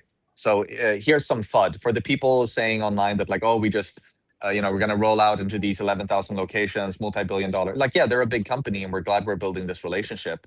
But like this, I think the size of the deal we did with them was on the order of like low 5 figures. Yeah, massive FUD. I'm selling everything. It's already more than 90% of people in Deep End. You gotta go. 99%. There's a clip right there. There's a clip. Yeah. I gotta run, guys. I Yeah. gotta run. Nils, Thanks, great Nils. having you, man. Great having you. Bye. I'm trying Thank to get you. out to San Francisco on Monday and meet up with them. I need to fly out now. Shit, too, dude. Oh my god. We're going. He's flying out Monday night, so I just because I live down the street. If I wasn't having my kids, or if I wasn't having the gender reveal party this weekend, I would be out there, 100%. Brad Damn always you! talks about the importance of having good founders in projects like this, and I think Neil just sort of underscored the fact that it's easy to say, oh, we've got this great idea, we can kind of build some technology, but at the end of the day, the execution risk is the most critical piece, and Execution's so everything. many companies fall flat on it, and when you've got a guy like Nils who's out there doing what it takes, leveraging those relationships, the relationship that have been built over time, which is hard to do. That's why I'm also excited about companies like 375 AI. That's important. Yes. It is. You need good community managers too. All right, let's bring it down now. I already got we don't know any though. Yeah. Well, and I think it's important. I think it's important, like looking at what Aoki is doing on their execution, to understand the value of channel partners. Like the vast majority of their sales are coming from people selling their product to their customers. Yep. Right. Like if they were going to try to go out and sell to robotics companies, that's just not going to happen. Like just the difficulty in making that kind of a business model work for that product. I was shocked. Well, I mean, this is exactly why, like when we were going after gaming, my first partners were Unity, Unreal, and Havoc, or Epic and Havoc. It's like, let's go after the engine developers first before we go after game developers, because game developers are a very hard market to crack. But if you can get the engines on your side and you become the default option for multiplayer gaming, developers get very easy to crack. And I think that's analogous to what they're doing right now, where they're saying, going after the actual implementation partners for robotics is easier than going after the customers, the end customers, or even going after like the operating system developers who are building the operating systems that are going to run on the robots. So I've been very impressed with their entire go-to-market strategy. It's definitely been a high-risk approach, but they've been just killing it. And again, Niels is everywhere. So I don't even know how he does it, but any robotics event he's at. And the other fact of, in crypto, everybody's trying to make it seem like they're bigger or better than they are, and being able to say, here's the reality of the situation, calling a spade, not necessarily downplaying, but just, putting a reality check in. Being honest about it. Rare. I know. It's like about to fund my own project here. Honesty is very rare. A multi-billion-dollar project is doing a low 5-figure contract with us. It's like fair, but at least now you're in a multi-billion-dollar company. Get a multi-billion-dollar company to pay you to do something is a tall order to fill. Yes. Like that in and of itself is a ginormous vote of confidence, in my opinion. Even if it was, $10,000 or whatever, that's, significant. I mean, it's if anything, it's like, it's validation, right? Like somebody else with a ton of capital thinks that what you are building is worth spending even just a little bit of money on just to try it. And I think that's and an employee to monitor it instead of monitor something else. Yeah. Yo, so I do want to just, because I know we've been going at it for a while, but I noticed that my man Free Skrelly is wearing a hat from the folks over at Spexy, aka also Layer Drone. Yeah. I hope Graham doesn't rip my head off for this, but I saw a little sneak peek of some designs, and I don't know if I feel like Skrelly is a pretty avid community member over there. So I'm wondering if Graham also reached out to you recently. Honestly, I won this hat because I guessed the first city where they would launch first on their Discord. Any guesses as to where? San Francisco? Miami. Hey, listen, by the way, I thought it was easy because Florida, Miami, aviation, crypto, business. Nice. It was a no-brainer. But I just want to share. Yeah. For anyone who knows Miami's original area code, it's 305. And if you ever want to prove that you know Miami, you do the 3 with the O and then the 5. 305. Quez, I want you to show up next week. Shaved head, suit on, Mr. Worldwide. Aviators. Yes, Mr. aviators. Worldwide. Yeah. Mr. Worldwide. Dale. Yeah, Jesus. Yeah, I gave Quez my number, and he was like 305. Hell yeah! Like he was like, dude, no, anymore. Because they don't even issue it. Yeah, it's like 786 wait now. for somebody to die or to lose their cell phone plan. Well, yeah, the only reason I brought it up is because I noticed that you were wearing the hat earlier. Yeah. So I'm not gonna spill any beans, but I have insights on. I have ideas of what those insights might be, but not nearly enough to say anything about it. Excellent, because I don't want to get in trouble. I have a pilot's license, I have a drone license, and I still haven't had a chance to fly for Spexy, but I want to. I think it's a cool idea, cool project. They're so cool. They're really cool. Yeah, guys. So like I said, been at it for almost 2 hours here, and I want to have dinner. So I don't want to be the one to start the close, but if we have any closing takes for the evening, I'd love to hear them. And you go. I want to hear from Brian. I want to hear from Brian on this because he's been a little quiet. So I've been quiet. I've been just taking it rare.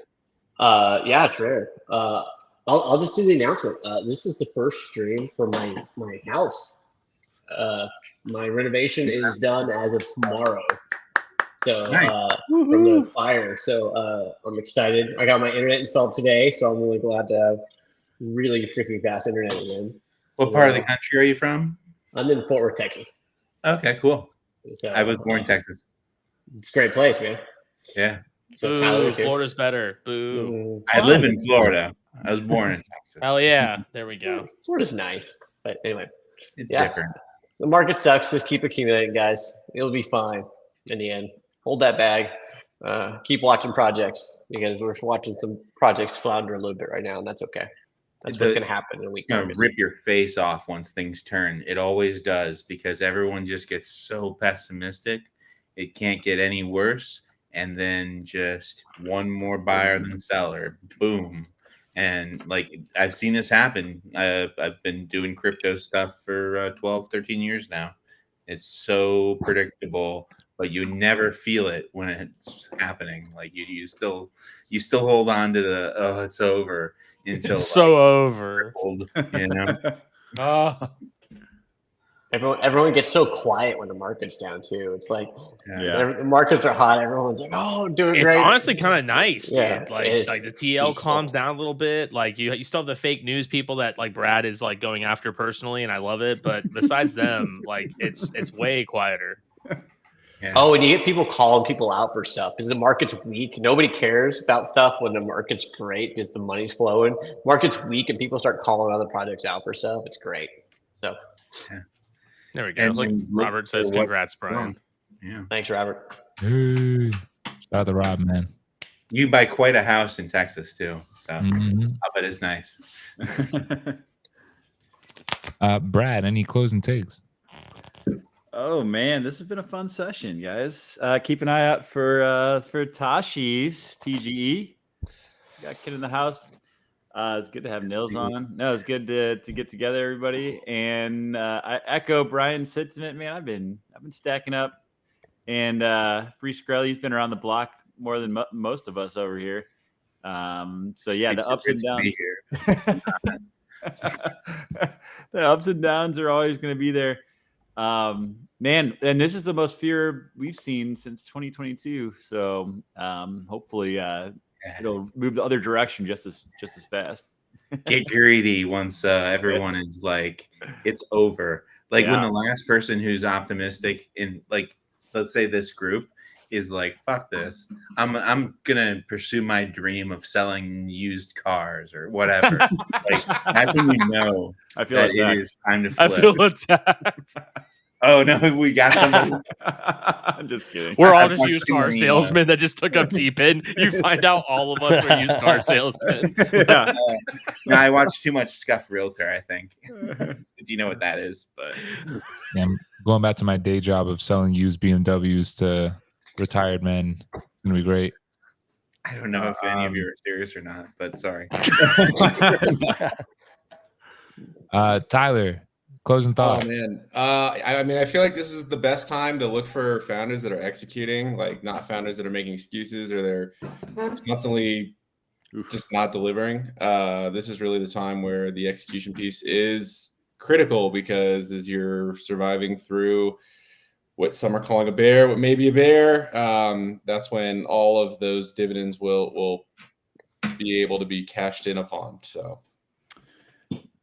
Bitcoin is below 86,000. Yikes. Let's go. Wow. Yes. It's like it was back in 11 months ago. Yeah, exactly. My God. No, not like 10 months ago. But yeah. No, like look for strength in project pricing when things bounce, when they fall, like when things recover harder, when they don't fall as hard, like when there's community that's not just like kind of evaporating, you know, because they're there for the money, they're there for the opportunity. Like this is the time when you can really spot strength, and you'll see what will do really well when things change, because it will change. Where are you seeing strength, Skrelly? Good question. Like well, like here, let me just pull up my little CoinGecko and see some stuff. Like for example, I've seen that GeoNet hasn't come down very much. One. Yeah. Like that's just one I know offhand. I see until recently Bitcoin. Rover has held up pretty well. Yeah. Well, obviously Helium has done better than one would have expected, just because they've they're putting real money into the market. Like that is, I mean, fundamentals of economics. As long as you have money going into a market, you're going to have more bids. It's going to keep the price up. So helium has. I would hate to see what helium would be at if it weren't for that a few weeks ago. It would be bad. Not a whole lot else. Wow, grass is up for some reason. Yeah, grass is up 20%. I was about to say 75 in a week. Woo. Yeah. But I don't follow that so much. But yeah, they just look for those kinds of projects that have people not panic selling as hard. And when markets bounce as they do, even when they're trending downward as they have recently, they don't go as hard down. They don't go as hard up. Well, I'm sorry, they go harder up and less hard down because there's confidence in them. Fair enough. I like it. This is when money is made, buying cheap, just like real estate. Yeah, I was gonna say this. I was gonna say something similar to that regard of just this is the best time to find those gems. Like I saw in the space earlier today with Brad and Suburban on Liz's space. This is I love these times. I honestly, like, if Bitcoin falls lower, like, I get kind of excited. I'm like, oh shit, like, this is so awesome. Like, I think I've kind of been preparing for it, but I mean, I'm still holding on to my Bitcoin. I'm still holding on to my conviction plays, but I think this is, if you've been very hesitant about purchasing anything or maybe even like, finding any kind of conviction in any kind of project, now is the time to do so. Honestly, like the coming months are the time to do so. This is the time to lock in, sit down, do a bunch of research, figure out, hey, I have these like 3 or 4 conviction plays that I have belief in. I love the founder. I love the idea. I love the project. I love the execution. And just stick with it. It's honestly going to be a very relaxing time for you if you do those things, because you will just sit there and breeze by. You'll be like, hey, I know this is obviously there's risk. There's always going to be risk, of course, but with some level of certainty, you can sit there and say, okay, well, I know what I'm doing with this investment. I know what I'm doing with my time here.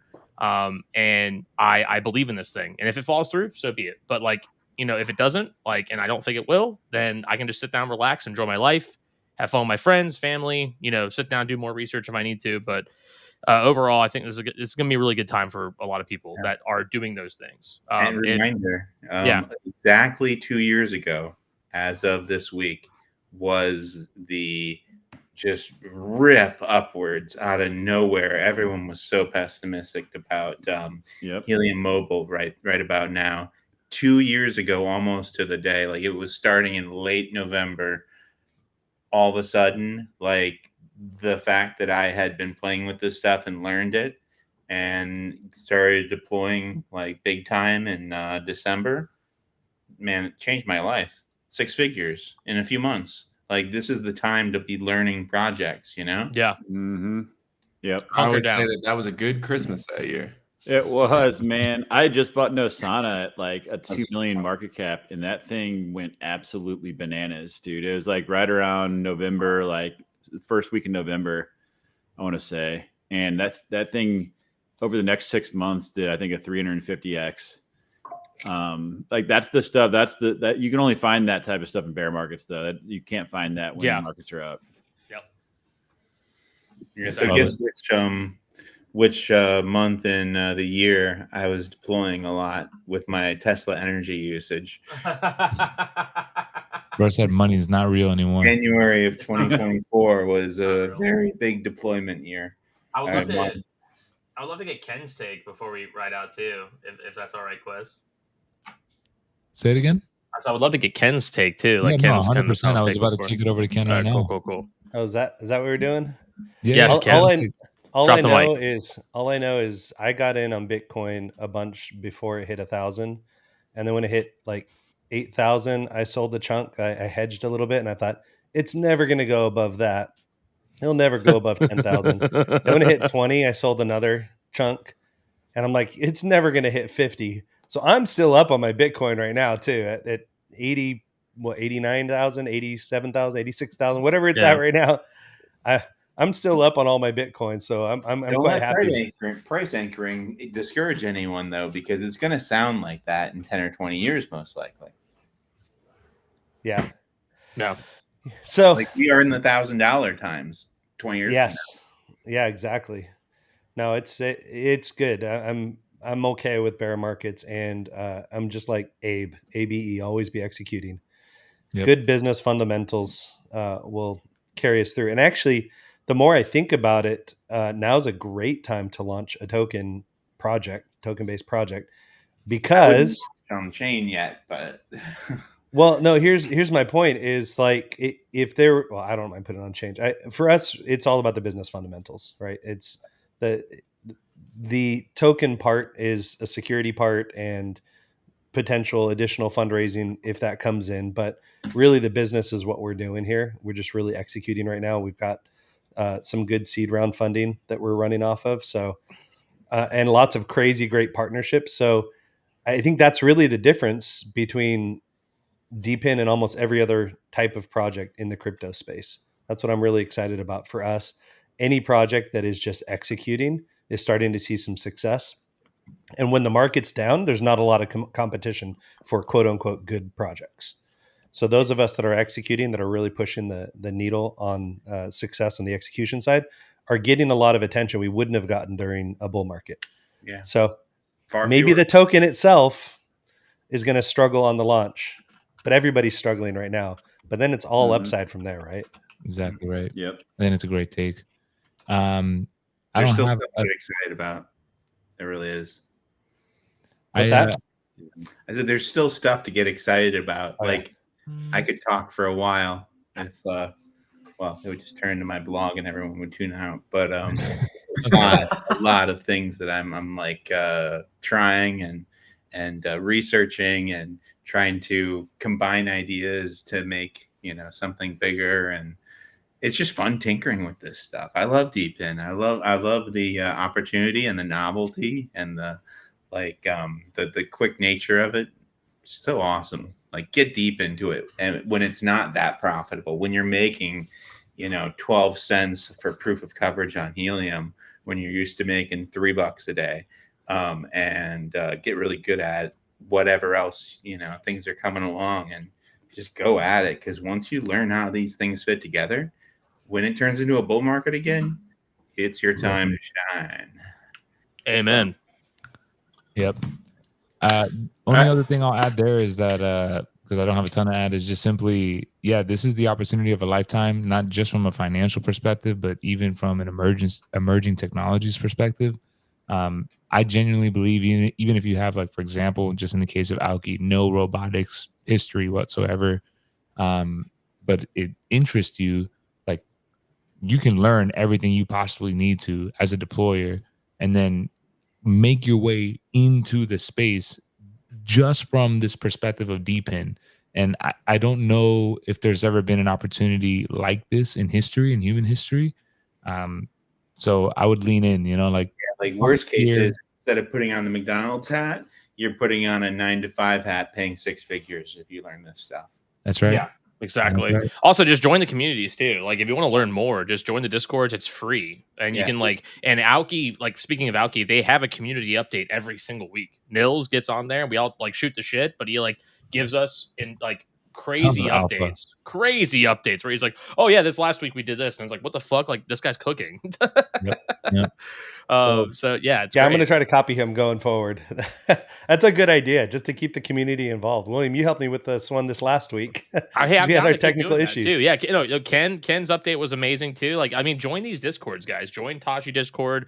Join these Discords. Seriously, it's talking, getting to speak with these founders, getting to speak with these like eggheads, if you will, like these amazing people, is just awesome. You can just prod them and go like, hey, I don't understand this. Tell me what this does. And if you show value, you get into like the exclusive club of people who are like, there's no win TGE retards.